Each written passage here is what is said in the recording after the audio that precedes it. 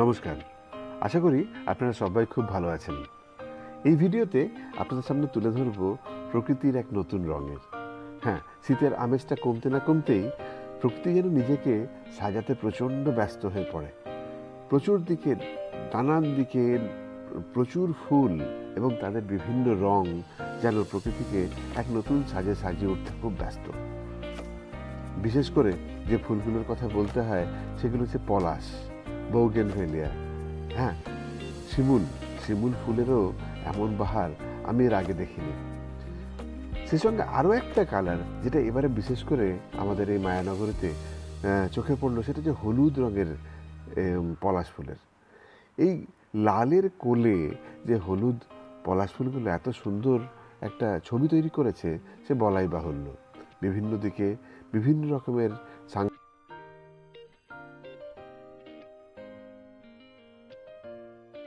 আগমন করে বসন্ত ঋতুর, লোকে আগমন করে দোলে।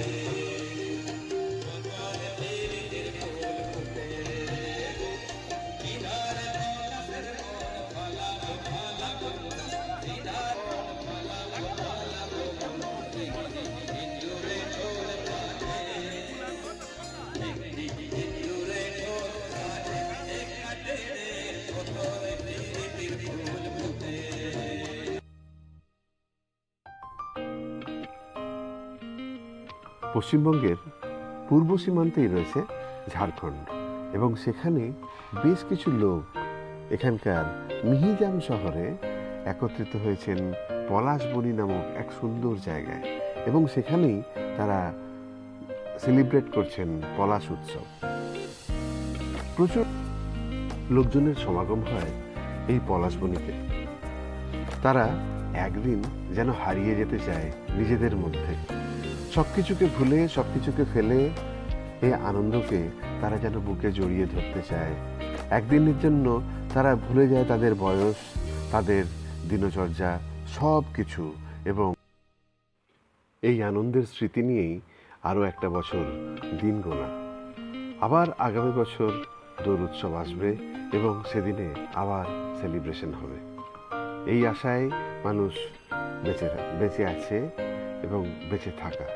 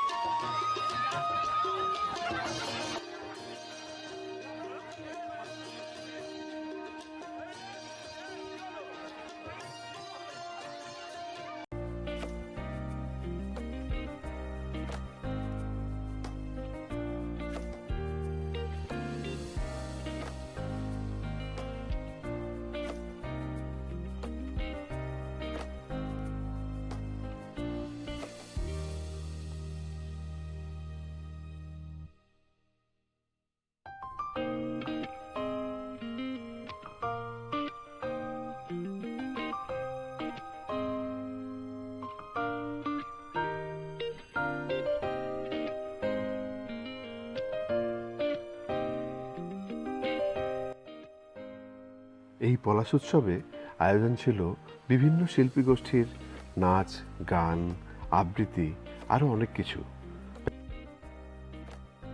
এই অনুষ্ঠানে উপস্থিত হয়েছিলেন বেশ কিছু মান্যগণ্য লোকজন তাদের শুভেচ্ছা বার্তা জানাতে।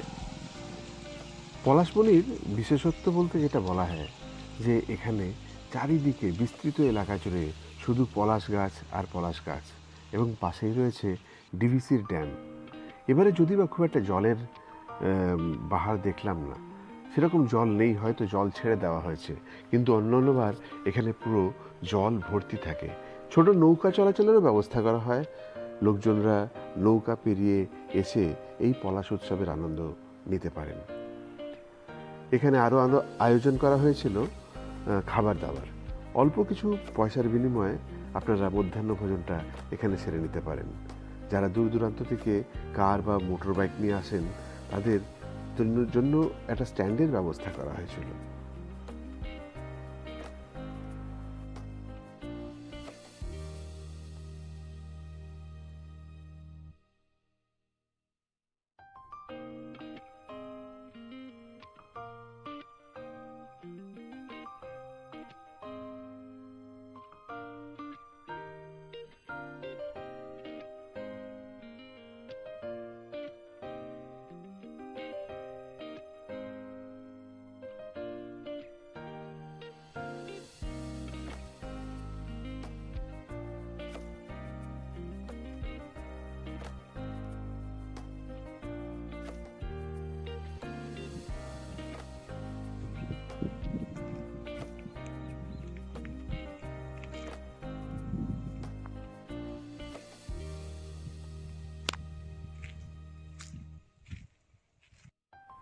প্রকৃতির এই শোভা দেখতে দেখতে সকাল থেকে যে কখন দুপুর এবং ক্রমে বিকেল গড়িয়ে এলো বোঝাই গেল না।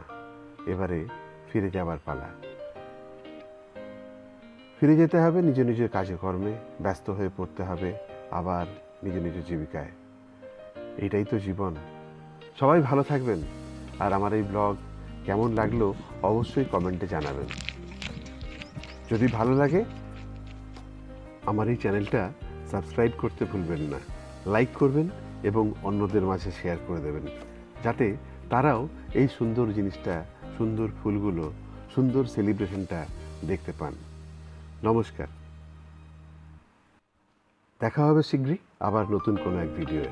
ভালো থাকবেন সবাই।